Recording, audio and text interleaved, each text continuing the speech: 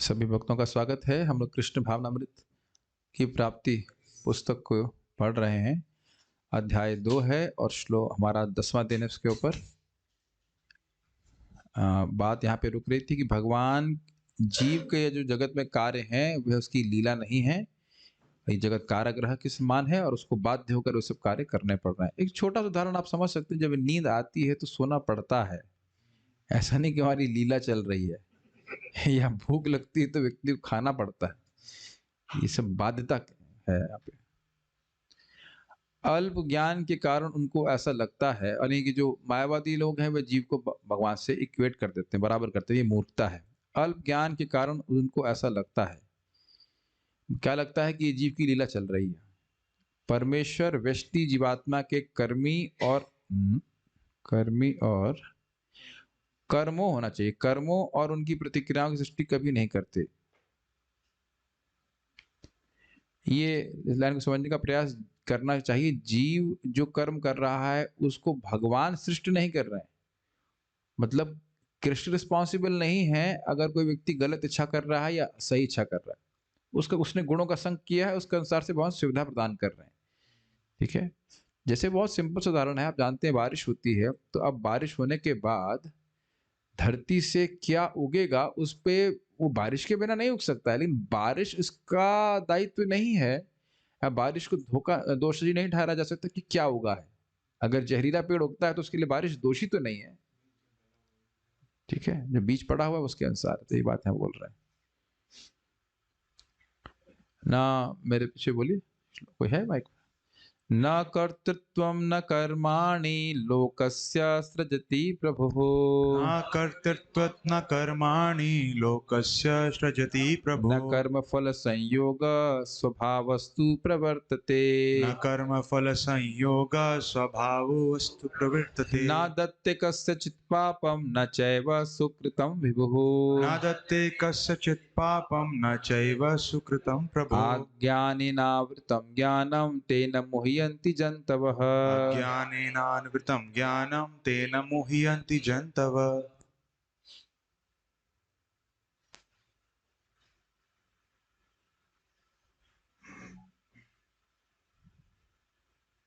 क्या मैंने screen share कर दिया था क्या?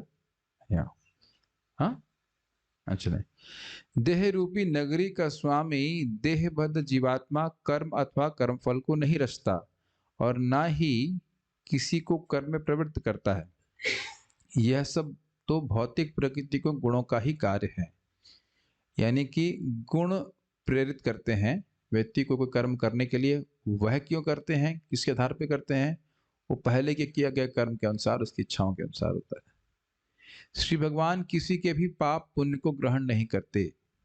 देहधारी जीवों के यथार्थ ज्ञान को अज्ञान ने ढक रखा है, इसी से वे मोहग्रस्त रहते हैं। तो ये समझना चाहिए कि देहधारी जीव अपने को शरीर मानता है, और वह क्यों मानता है? अविद्या के द्वारा, उसके द्वारा ग्रसित होकर, या अगर और संवाद कहें कंफ्यूज होकर के। अगर आप कंफ्यूज शब्द उपयोग करें तो बड़ा क्लियर हो जाता है। तब वहां जीव को एक प्रकार का वो कंफ्यूज है कि वो है कौन। There is a confusion of mistaken identity. है मैं हूं कौन, उस समय इस संबंध में वो भ्रमित है और इस कारण से शरीर के लिए कार्य करता रहता है। ये बात बोल रहा है। हाँ, ये समझना चाहिए क्योंकि प्रकृति गुण अपने आप में जड़ है, तो भगवान की अध्यक्षता में ही कर रहे हैं, लेकिन भगवान एकदम निरासक्त भाव से इसको कार्य करा रहे हैं। देख रहे हैं ना, यहाँ पे फोटो दिखाई कि कोई व्यक्ति शराब पी रहा है? कोई सिगरेट पी रहा है, कोई ऐसा लग रहा है ड्रग्स लेकर के लेटा पड़ा है, और क्या है तो उस और भी मान लीजिए कुछ कार्य कर रहा है तो वह हाँ से कुछ लग रहा है, बेहोश है, स्वप्न स्वप्न कुछ देख रहा है। बेसिकली ये दिखा रहा है कि स्वप्न जैसा व्यक्ति कुछ देख रहा है और उस स्वप्न के वस्तु या व्यक्ति से अपनी पहचान करके वो उसमें अभिनिविष्ट हो रहा है। ये बात होती है। इन धारणों से यह स्पष्ट है कि मानवता के दुखों की तुलना श्री भगवान की लीलाओं से नहीं की जानी चाहिए, और ना ही उन दुखों के लिए भगवान उत्तरदायी हैं। स्पष्ट है। श्री भगवान किसी जीव के पापों या पुण्यों के लिए कभी भी उत्तरदायी नहीं है। पाप कर्मों द्वारा हम अधिकाधिक दुखमय परिस्थिति में पड़ते जाते हैं और पवित्र कर्मों द्वारा हम स्वयं को सुख के मार्ग पर अग्रसर करते हैं। इस तरह मनुष्य स्वयं को अपने भौतिक दुख अथवा सुख का इस प्रकार मनुष्य स्वयं स्वयं ही अपने भौतिक दुख अथवा सुख का निर्माता है। बस एक दिक्कत ये है कि जब तक व्यक्ति को शास्त्र का ज्ञान है नहीं तो वो अंधे तुक्के में अच्छा कार्य कर देगा, लेकिन नहीं तो प्राय गलत कार्य करेगा। गलती से अच्छा कार्य कर देगा लेकिन जानबूझ करके ऐसा कार्य नहीं करेगा क्योंकि शास्त्र को नहीं सुना है। भगवान नहीं चाहते कि जीवात्मा कर्म की प्रतिक्रिया में लिप्त हो, चाहे वो सुकर्म हो या दुष्कर्म। अब ये भी समझने वाली बात है, सुकर्म करके फिर अच्छी जगह मान लो सुंदर रूप में पैदा हो गए या आप बहुत धनवान हुए, बुद्धिमान हुए, जो कुछ भी हो, लेकिन माँ के गर्भ में तो रहना ही पड़ेगा। जन्म मृत्यु जरा व्याधि की जो दुख है वह तो बुद्धिमान व्यक्ति को भी परेशान करता है। ये बात वे तो केवल यह चाहते हैं कि प्रत्येक जीव अपने घर भगवान के धाम वापस पहुंच जाए।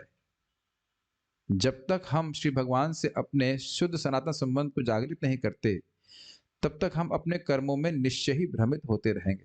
तो ये थोड़ा समझ लीजिए इस बात को। भक्ति का प्रोसेस क्या है आप समझ रहे हैं? जो हमारा सुप्त संबंध है वह जागृत करना, और उसका तरीका बहुत सिंपल है, हृदय को शुद्ध करना, हृदय में जो अविद्या की कचरा है वो साफ करना। ये बात बहुत सिंपल है लेकिन ये बात हम भूल जाते हैं। मैं पहले भी बोल चुका हूँ, भक्ति में आने के बाद भी अगर श्रवण कीर्तन हमारा हम लोग दृढ़ता से नहीं कर रहे हैं, फोकस में नहीं कर रहे हैं, तो हम भूल जाएंगे कि मेरे मुख से क्या निकल रहा है उससे क्या प्रभाव होगा, और मेरे मुख में क्या जा रहा है उससे क्या प्रभाव होगा। प्रभुपाद इसलिए कहा करते थे, first become conscious and then you become Krishna conscious.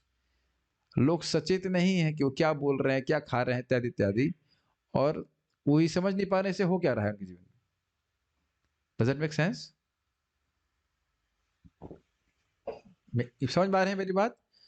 शुद्ध सनातन संबंध है, भगवान से संबंध सभी जीवों का है, उसको जागृत करना है श्रवण कीर्तन के द्वारा, हरि नाम जप इत्यादि के द्वारा। देखिए हमारे ग्रुप में भी बहुत लोग जब करने के लिए आ रहे हैं, क्या सब लोग सचेत हैं कि उन्हें भगवान से अपना संबंध जागृत करना है? वो प्रश्न स्वयं से कर लें और फिर उसके अनुसार देख लें कि हमारा क्या एफर्ट है साधना की तरफ। मेरी बात समझ पा रहे हैं इस बात को? All throughout the day we have to be conscious of this goal. हम जो कुछ भी कर रहे हैं उसका उद्देश्य ये हमें क्लियर होना चाहिए कि इसका क्या, ये मेरे भगवान जो से शाश्वत संबंध है, क्या इसको जागृत करने में सहायता करेगा या कवर करने में सहायता करेगा। और जब तक जीव, बहुत गंभीर बात है, जब तक अपने संबंध को ठीक ठीक समझता नहीं है, उसका क्या कर्तव्य उस संबंध में भ्रमित रहेगा। ये जो सो-कॉल्ड मोक्ष कामना करने वाले हैं वे भी भ्रमित है, वो समझ नहीं पा रहे हैं कि जीव तो भगवान का अंश है, उसे भक्ति करनी चाहिए, तभी तो छोड़ के और कुछ कार्य कर रहा है। ये समझ लीजिए कि भक्ति छोड़ के हम जो कोई भी कार्य कर रहे हैं वो भ्रम के वश कर रहे हैं। स्वप्न में हम कोई भी कार्य कर रहे हैं उसमें वास्तविकता क्या है, अब क्लियर समझ में आ रहा है? उसका हमारे जागृत जीवन से कोई संबंध नहीं है। ये बहुत गंभीर बात है। तब तक हम अपने कर्मों में निश्चय ही भ्रमित होते रहेंगे। हम नहीं समझ पाएंगे कि हम हैं कौन, और फिर शरीर मान करके उसके आधार पर कार्य करता रहेगा। प्राय देखिए हम भारतीयों की स्पेशली ये मानसिकता है कि घर परिवार ठीक ठीक चलता रहे और भक्ति भी करते रहे, है कि नहीं? बच्चे पढ़ते रहे स्कूल में, मतलब अच्छे से चलता रहे, 16 माला हो गया और बस हो गया काम, अपना प्रसाद वसाद खा रहे हैं, बाहर कुछ नहीं खाते, सब चल रहा है।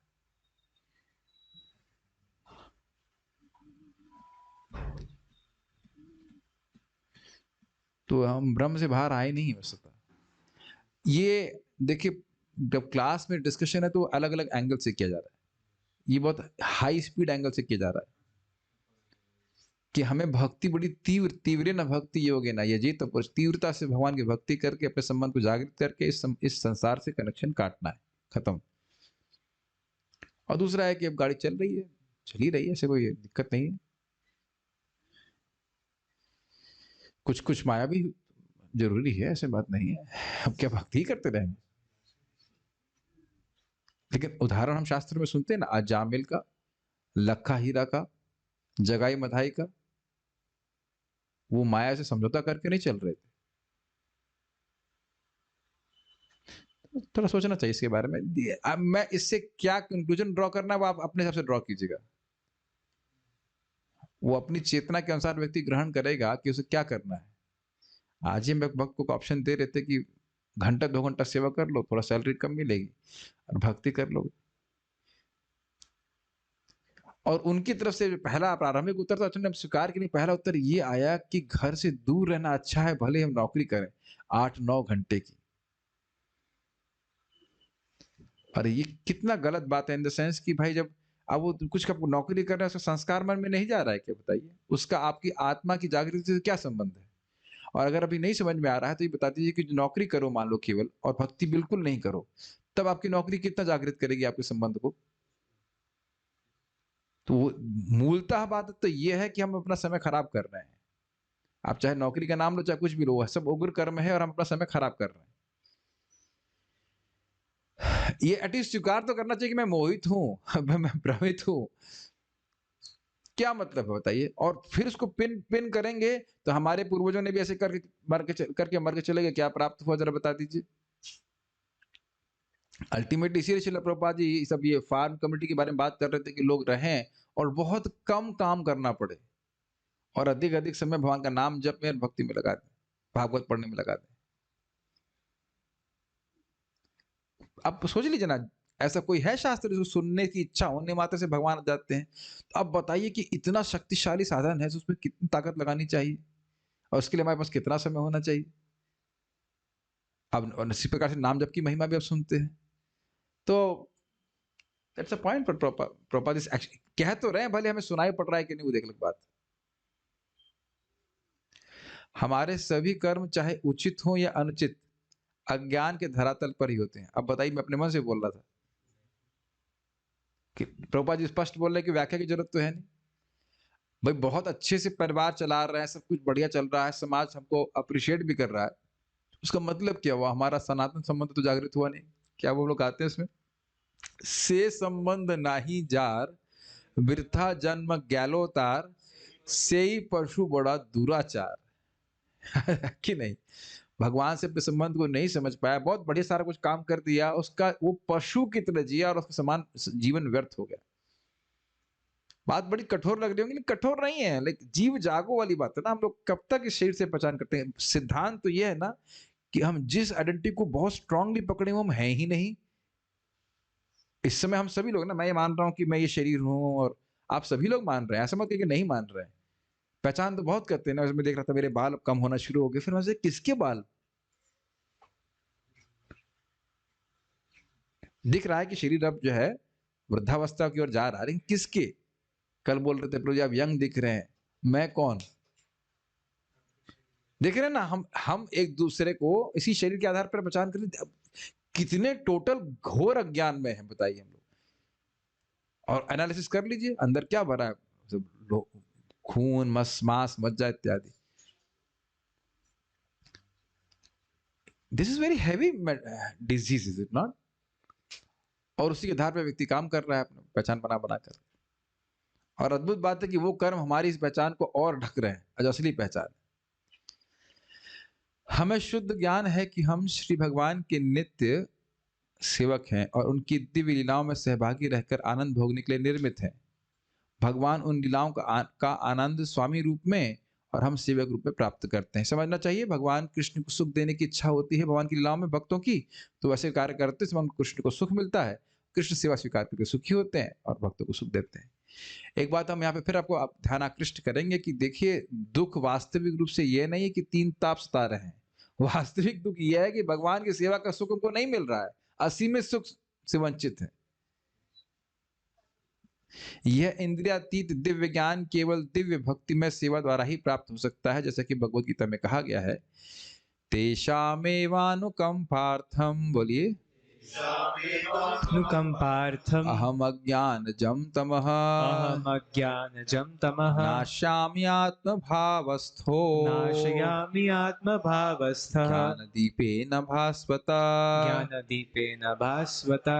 मैं उन पर विशेष कृपा करने के हेतु उनके लक्ष्यों कौन इसको कर रहा है वो समझ नहीं आता है। ये दिया तो हुआ है, लेकिन लोग पता नहीं कौन सी उनके लक्ष्यों कहाँ से आ गए, लक्ष्य कुछ नहीं है।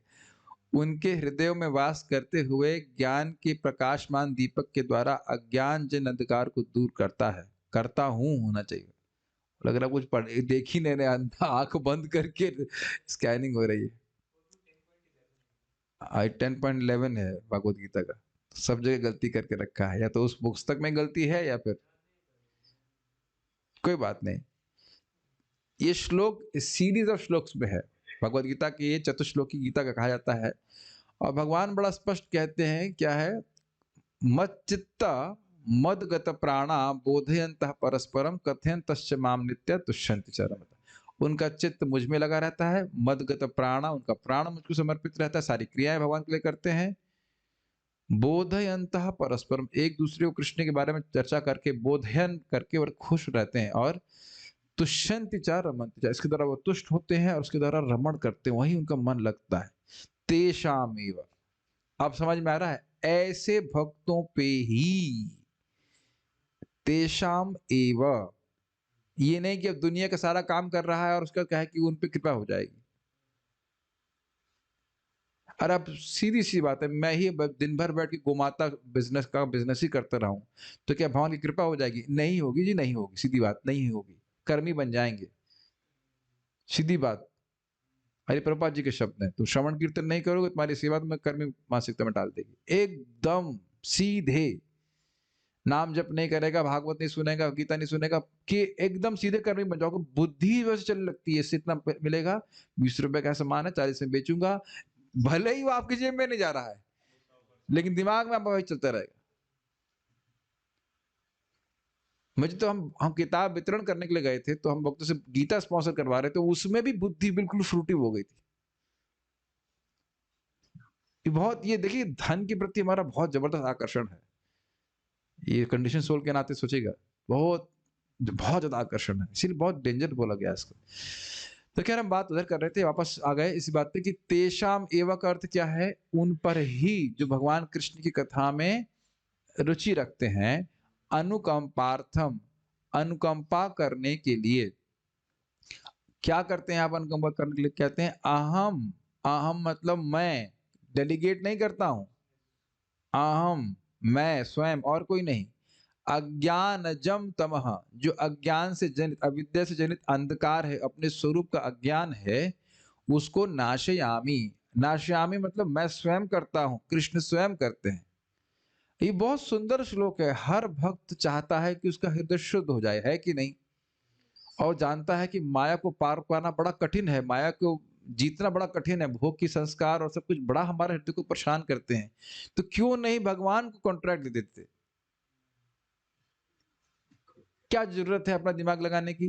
क्यों नहीं भगवान को कॉन्ट्रैक्ट देते? भगवान आप करवाइए सफाई, मैंने जानते एकदम।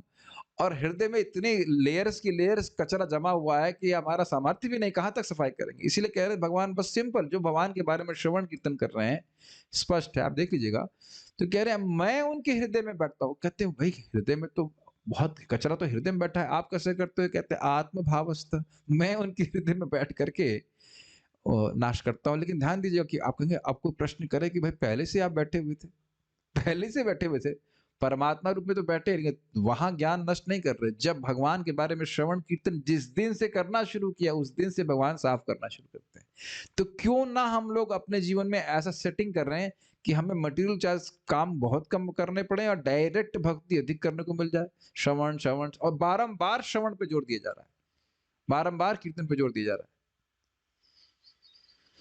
आत्मभावस्था, हृदय में ही भगवान है, लेकिन जब श्रवण कीर्तन करता है व्यक्ति तब होता है। देखिए ऐसा नहीं कि मैं बोल रहा हूं कि भाई हमको डिस्कशन करना अच्छा लग रहा है तो हम बोल रहे हैं, ऐसा कुछ नहीं, भगवान स्पष्ट बोल रहे हैं। आप ज्ञान दीपे न भास्वता, ज्ञान की दीप से, ज्ञान का दीप अंधकार में रूम को पूरी तरह से साफ कर देता है, अंधकार नष्ट कर देता है, उस तरह से भगवान करते हैं। तो कभी कभी लोग सोचते हैं और ऐसा बोलते हैं कि ये सब जो है ना, मतलब फिलॉसफी है, समझना चाहिए, जरूरी है, लेकिन भक्ति अलग है। मतलब अब कभी कभी प्रवचनों में ये सब बातें बोल देते हैं, बड़ा क्रोध आता है हमको। यहाँ भगवान बोल रहे हैं तेषाम एवानुकंपार्थम, भगवान के बारे में चर्चा भक्ति है, नॉट पार्ट ऑफ भक्ति, इट इज भक्ति। इट इज भक्ति, भक्ति का अंग है। हाँ, ये नहीं कि मतलब अब भगवत गीता की चर्चा वो भक्ति नहीं है, वो तो भक्ति में प्रवृत्त कराने के लिए है। ये श्रीला प्रभुपाद जी के शब्द हैं सीधे, जो नारद जी के आप प्रसंग पढ़ चुके, सबको याद नहीं होगा, लेकिन मैं बता रहा हूँ। कह रहे हैं मंदिर आदि में सेवा करने से भी, जो आप मंदिर मार्जन कर रहे हैं, होता है शुद्धिकरण, लेकिन जितना तीव्रता से शुद्धिकरण श्रवण कीर्तन के द्वारा होता है वैसा नहीं होता है। प्रभुपाद लिखते हैं acceleration of devotional service by hearing and chanting. और यही महाराज जी भी बता रहे थे, परम पूज्य वृंदावन चंद्र महाराज, कि भाई भगवान को हमारे हृदय में जाने के लिए बहुत से रास्ते पता है, लेकिन कान का रास्ता सबसे अच्छा लगता है हमको। और अब देखेंगे कि चित्त जितनी जल्दी श्रवण से दूषित या शुद्ध होता है, उतना और किसी कारण वस्तु से नहीं होता है। मैं अब ये नहीं कह रहा हूं कि मंदिर का मार्जन नहीं करना चाहिए, डज दैट मेक सेंस? मैं ये नहीं कह रहा हूं, ये ना मैंने कभी कहा, रिकॉर्ड हो रही सारी बात, ये कभी नहीं कह रहा हूं, लेकिन श्रवण के महत्व को छोड़ा आपने, ये मैंने, फिर वो बात नहीं बनेगी। सारा तो गेम एटीट्यूड का है। आप अन्य सेवाएं भी कर रहे हैं, उसका भी तो आधार श्रवण ही है ना।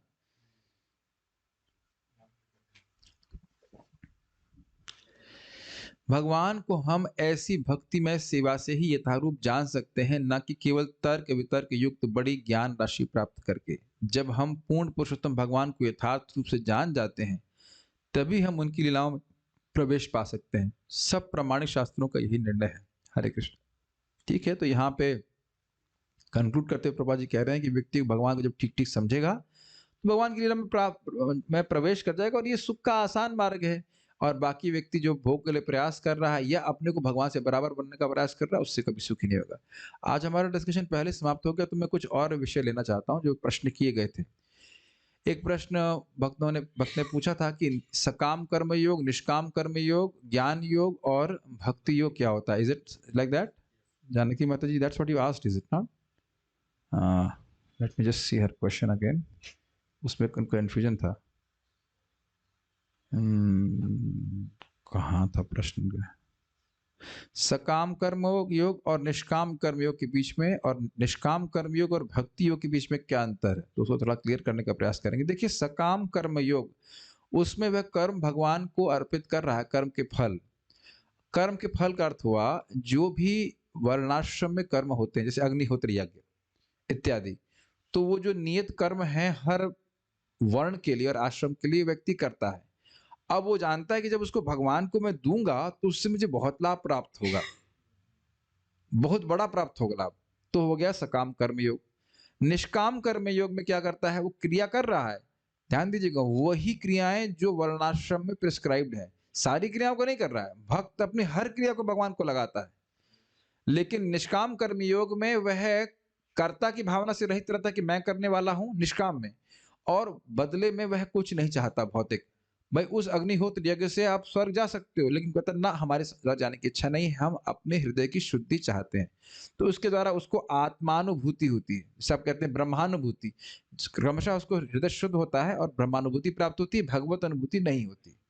अच्छा, भक्ति योग तो बड़ा स्पष्ट है। भक्ति योग में जीव अपने को समर्पित करता है कि मैं कृष्ण आपका सेवक हूं, और कृष्ण की भक्ति प्राप्त करने के लिए, हम शुद्ध भक्ति की बात कर रहे हैं, साधना भक्ति की बात कर रहे हैं, शुद्ध भक्ति भगवान की प्राप्त करने के लिए डायरेक्ट भगवान की सेवा करता है, श्रवणम कीर्तनम विष्णु स्मरणम आदि।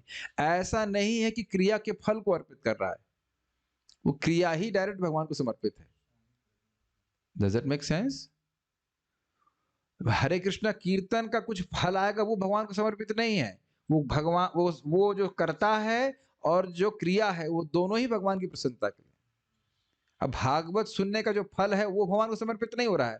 श्रीमद् भागवत का श्रवण ही सीधे भगवान को प्रसन्न करने वाला है। आरती आप सीधे भगवान को कर रहे हो, ये बात है। ठीक है, निष्काम कर्म योग में व्यक्ति कुछ कर्म करता है, उसके फल को भगवान को समर्पित कर रहा है और बदले में कुछ नहीं चाह रहा है। ठीक है, एनी डाउट्स, क्वेश्चंस? हृदय शुद्ध और शुद्ध भक्ति मांगने में क्या डिफरेंस है? कोई डिफरेंस नहीं है। देखिए, अगर आप जानते हैं नित्य सिद्ध कृष्ण प्रेम साधको बुनोए, श्रवण आदि शुद्ध चित्त करिबे उदय। तो अगर हम अपने हृदय में ये चाहें कि हमारा हृदय शुद्ध हो जाए, और शुद्ध का अर्थ समझ रहे हैं, अन्याभिलाषिता शून्य, कृष्ण की सुख देने की इच्छा के अलावा और कोई भी इच्छा, वही वही कंटेमिनेशन है। तो वो मांगना या कहना कि मुझे भगवान का अपना प्रेम दीजिए, तो एक ही बात है ना। कोई अंतर लग रहा है आपको? बल्कि प्रेम तो है, लेकिन प्रेम अलग अलग अभिलाषाओं की वजह से अलग अलग हमने लगे फंसा रखा है। तो जैसे अभिलाषा समाप्त हो तो वो आपका प्रेम तो भगवान की तरफ फ्लो ही करने लग जाएगा। अगर उस एंगल से देखिए तो उसमें कोई कठिनाई नहीं। बल्कि आपने अगर श्लोक सुना हो, अकाम सर्व कामो वा, तो उसमें अकाम के दो अर्थ हैं। एक जिसकी कोई कामना नहीं है, और दूसरी जो चाहता है किसी कोई कामना ना रहे। अगर वो अपने हृदय को शुद्ध करना चाहता है तो भक्ति सर्वश्रेष्ठ प्रक्रिया है। वही जितना एक जीव को एक कृष्ण नाम शुद्ध करता है, उतना कोई प्रोसेस नहीं करता है कि नहीं? अब वो अलग बात है कि हम लोग को अनुभव नहीं होता है।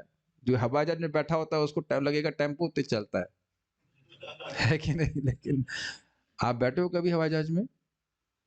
प्रश्न करता। हाँ, तो आपने महसूस किया होगा कि हवाई जहाज ऐसा लगता है कि चल ही नहीं रहा है, खाली आवाज कर रहा है, ई ऊ कर रहा है, लेकिन बहुत तीव्रता से वह अपने गंतव्य की ओर जा रहा होता है। Okay, so no more questions, then will stop here. कल से हम लोग, हाँ क्वेश्चन, यस रूप माइक दीजिए। प्रभु, नैष्कर्म और अकर्म और ये निष्काम कर्म, ये एक हैं, अलग अलग है? देखिए, नैष्कर्म शब्द अगर आप कहेंगे तो भक्ति योग को नैष्कर्म कहा गया है, तो उसको आप अलग ले लीजिए। लेकिन अब अलग अलग कंटेक्स्ट में है। कहीं कहीं नैष्कर्म को ज्ञान युग से लिया जाता है। नैष्कर्म में अपि अच्युत भाव वर्जितम ना शोभते ज्ञानम अलम निरंजनम। तो देखिए, नैष्कर्म की व्याख्या अलग अलग तरह से की गई है। अगर आप इस श्लोक को पकड़ेंगे तो नैष्कर्म का अर्थ हो गया ज्ञान योग, जहां आत्मा का रियलाइजेशन हो रहा है। लेकिन गोपाल तापनी उपनिषद में लिखा गया है कि भक्ति इस जगत भगवान के लिए करी और कुछ उसके बदले में ना चाहे तो उसको भी नैष्कर्म कहा गया। तो वहां नैष्कर्म का अर्थ है भगवान की भक्ति। तो अलग अलग कंटेक्स्ट में है, कहा जाएगा। निष्काम कर्मयोग तो बड़ा स्पष्ट है, और सकाम कर्मयोग, अकर्म अलग चीज हो जाएगी। अकर्म की डेफिनेशन अलग हो गई। और देख, वो अब बहुत सारी बातें उलझ जाएंगी, हमने गीता में डिस्कस किया था। देखिए, वो कर्म अकर्म और विकर्म वो अलग डेफिनेशन है। हम खाली कर्मयोग की बात कर रहे हैं। सकाम कर्मयोग मतलब भगवान को समर्पित कर रहा है लेकिन बदले में कुछ चाहता है। और निष्काम कर्मयोग वर्णाश्रम के कर्मों के फलों को भगवान को समर्पित कर रहा है, चाहता है आत्मा की आत्मा की मतलब आत्मानुभूति चाहता है। वो भक्ति नहीं कर रहा है। अग्निहोत्र यज्ञ करना भक्ति नहीं है। अग्निहोत्र यज्ञ कर रहा है, उसके फल को चाहता है भगवान से प्रसन्न हो जाए, तो उससे ब्रह्मानुभूति प्राप्त होती है। श्रवण कीर्तन नहीं कर रहा है, बैठ कर भागवत नहीं सुन रहा है, वो वर्णाश्रम के कर्मों को भगवान को समर्पित कर रहा है। सारे कर्मों को भगवान को समर्पित नहीं कर रहा है, और खुद को भी समर्पित नहीं कर रहा है। इतना मान रहा है कि मैं करता नहीं हूं, लेकिन मैं कृष्ण का हूं और कृष्ण का भजन कर रहा हूं, यह नहीं है भाव। ड्यूटीफुली भाई जो वर्णाश्रम कर्म है कर रहा है, उसको भगवान को समर्पित कर दिया। हाँ, जो उसने कर्म किए उसके फल भगवान को दे दे रहा है। ठीक है, एंट्री लेवल है, लेकिन वो ट्रू सेंस में भक्ति नहीं। भक्ति में व्यक्ति स्वयं अन्याभिलाषिता शून्यम ज्ञान कर्मादि अनर्थम अनुकूलन कृष्णानुशीलन, कृष्ण का अनुशीलन कर रहा है। डायरेक्ट मन से, वाणी से, शरीर से कृष्ण की सेवा कर रहा है। भाई किसी को प्रेम पूर्वक सेवा करना और किसी कुछ बना हुआ है वस्तु अर्पित कर देना उसको, भाई जैसे समझ लीजिए, मान लो कोई व्यक्ति ने कुछ बनाया और आपको खिला दिया। अब दो उसके तरीके हो सकते हैं। एक कि आपको खिला रहा है, चाह रहा है कि बदले में कुछ आपसे मिल जाए, और दूसरा खिला रहा है बस हमारा खिलाना कर्तव्य, हम खिला दे दें। तो इस प्रकार से जब कोई व्यक्ति भौतिक कुछ नहीं मांगता है तो उसको आत्मानुभूति प्राप्त होती है। ठीक है, ये आप प्रथम हम लोग गीता पोषण में चर्चा की, अध्याय 2 से लेकर के 6 तक क्रमिक बताया गया है। हाँ, इसमें एक और बात है इंटरेस्टिंग कि कर्म योग और ज्ञान योग में क्या अंतर है। देखिए, ज्ञान योग में व्यक्ति ब्रह्म अनुसंधान, तपस्या इत्यादि करता है, और उसके लिए आवश्यक है कि वह उसका हृदय शुद्ध हो। और अगर हृदय शुद्ध नहीं होगा तो मन उसका जो है बिल्कुल ज्ञान योग में नहीं लग पाएगा। तो इसलिए कर्म योग उसको ज्ञान योग की ओर एलिवेट कर देता है। कर्म योग व्यक्ति कर्म कर रहा है, कर्म करने की प्रवृत्ति है, लेकिन निष्काम भावना से करता है, तो फिर वो ज्ञान योग की तरफ जाता है।